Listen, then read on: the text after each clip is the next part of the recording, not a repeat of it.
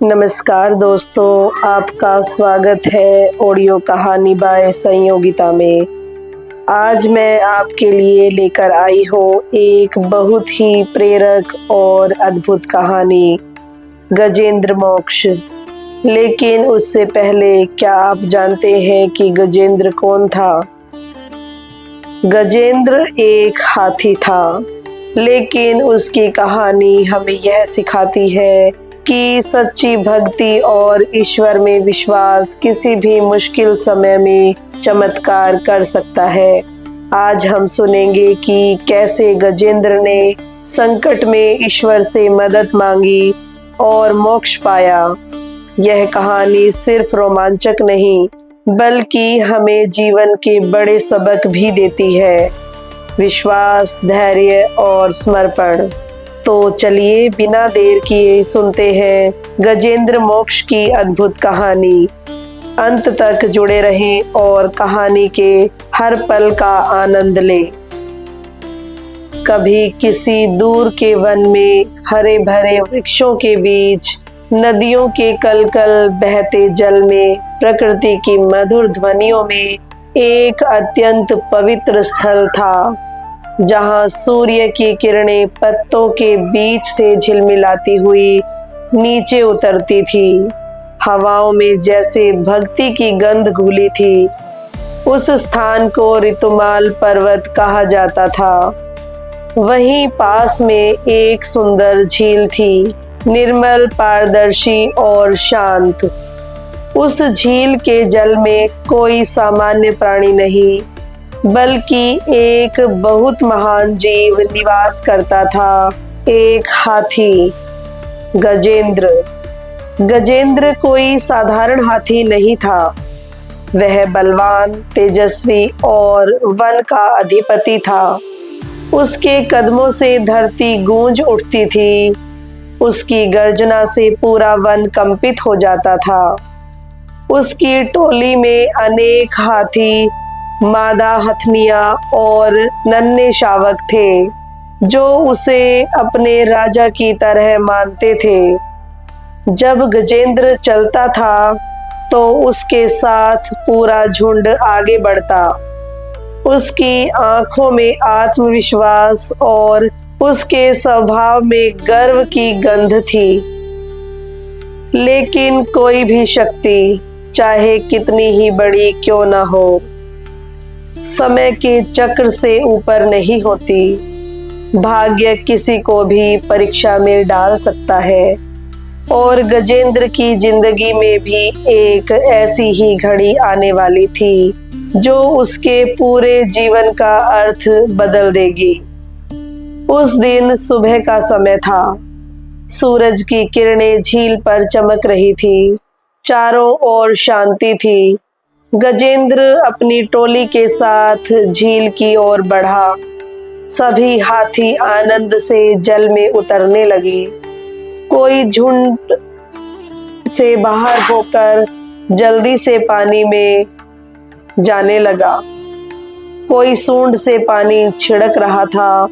कोई एक दूसरे के ऊपर पानी डालकर खेल रहा था। छोटे हाथी किलकियां मार रहे थे और माएं उन्हें सहेज रही थी। उस दृश्य में जैसे आनंद की नदी बह रही थी। गजेंद्र भी गर्व से अपनी सूंड उठाकर झील में उतरा और भरपूर पानी पीने लगा। जैसे ही वह झील के मध्य में पहुंचा, अचानक पानी में एक हलचल हुई। पहले तो किसी ने ध्यान नहीं दिया, लेकिन फिर पानी के भीतर एक भयानक मगरमच्छ छिपा हुआ था। वही मगरमच्छ हाथियों के झुंड के बीच घूमने लगा। यह वही मगरमच्छ था जो वर्षों से इस झील में अपना आतंक फैलाए हुए था। जैसे ही गजेंद्र ने पानी पिया, मगरमच्छ ने बिजली की तेजी से उसकी टांग को पकड़ लिया।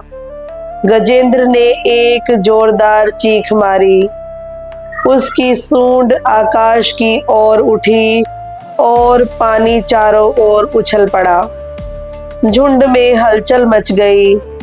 छोटे हाथी डरकर किनारे भागे, मादाएं चिंघाड़ने लगी, लेकिन गजेंद्र वो तो योद्धा था।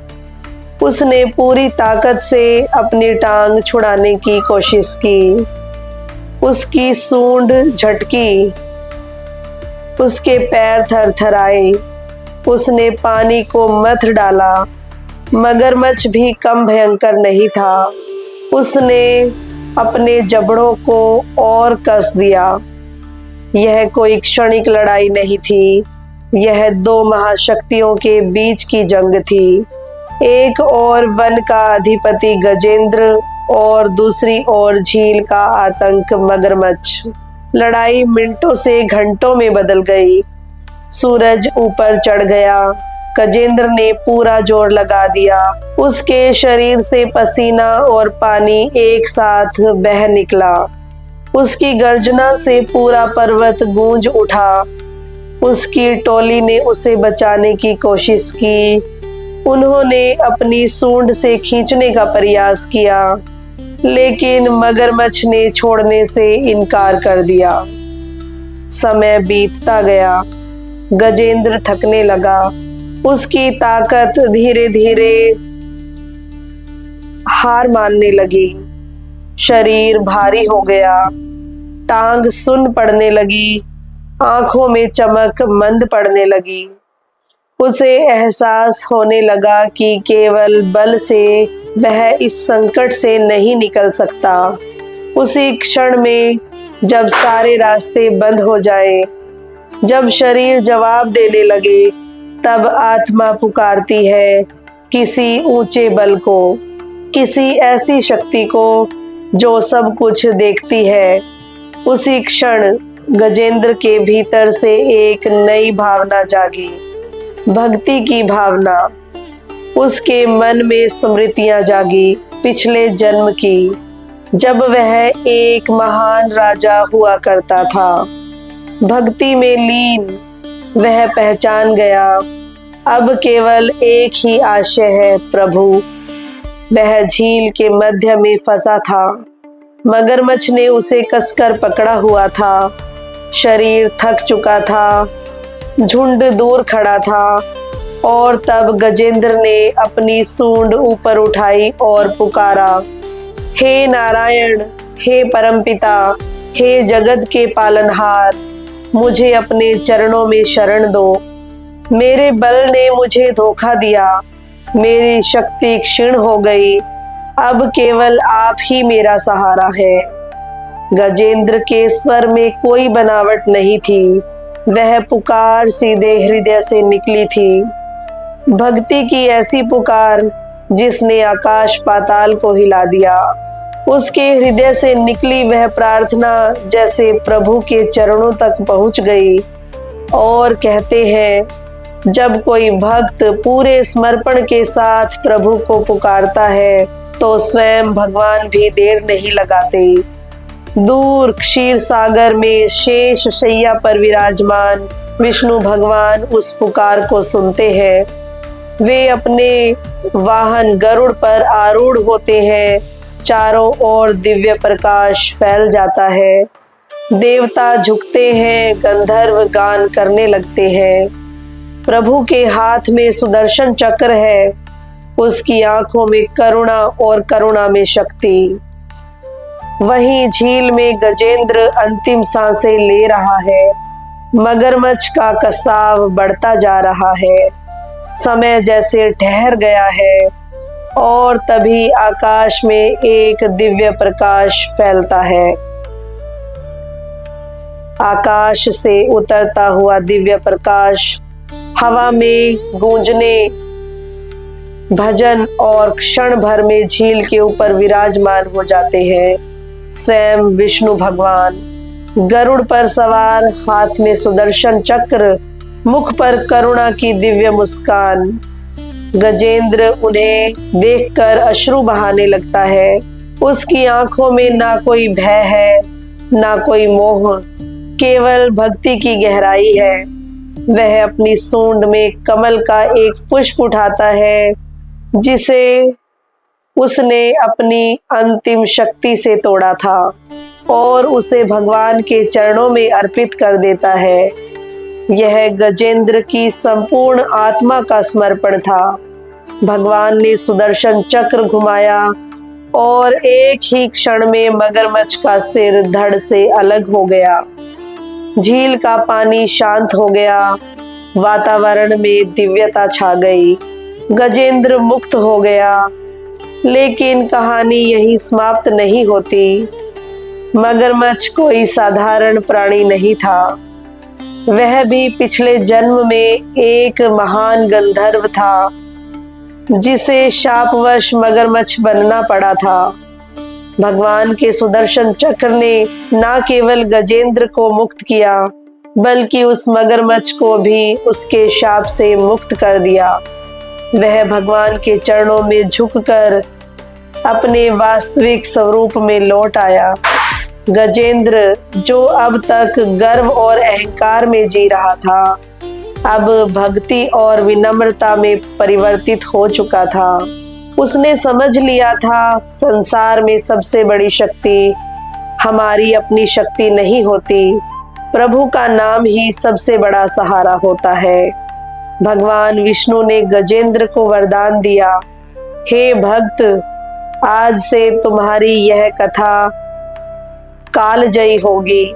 जो भी तुम्हारी कथा को सुनेगा उसका उद्धार होगा। जो भी संकट में तुम्हारे समान मुझे पुकारेगा, मैं स्वयं उसकी रक्षा करूंगा। झील पर फिर से शांति छा गई। सूर्य की किरणें जल में झिलमिलाने लगी। गंधर्वों ने पुष्प वृष्टि की। दूर दूर तक भक्ति की गूंज फैल गई। गजेंद्र ने प्रभु के चरणों में प्रणाम किया और मन प्राण से उनके नाम का स्मरण करने लगा। इस कथा का मर्म यही है, जब बल, सामर्थ्य और अभिमान सब साथ छोड़ देते हैं, तब केवल प्रभु का नाम ही जीवन में सहारा बनता है। गजेंद्र ने संकट में भी अपने अहंकार को त्याग कर भक्ति को अपनाया और वही भक्ति उसे मोक्ष तक ले गई। प्रिय श्रोताओं, यह थी गजेंद्र मोक्ष की पावन कथा। एक ऐसी कथा जो केवल एक हाथी की नहीं, बल्कि आत्मा और ईश्वर के बीच के सच्चे प्रेम और भरोसे की गाथा है। जब कोई भक्त पूरे हृदय से पुकारता है, तो भगवान स्वयं उसकी रक्षा करने के लिए उतरते हैं।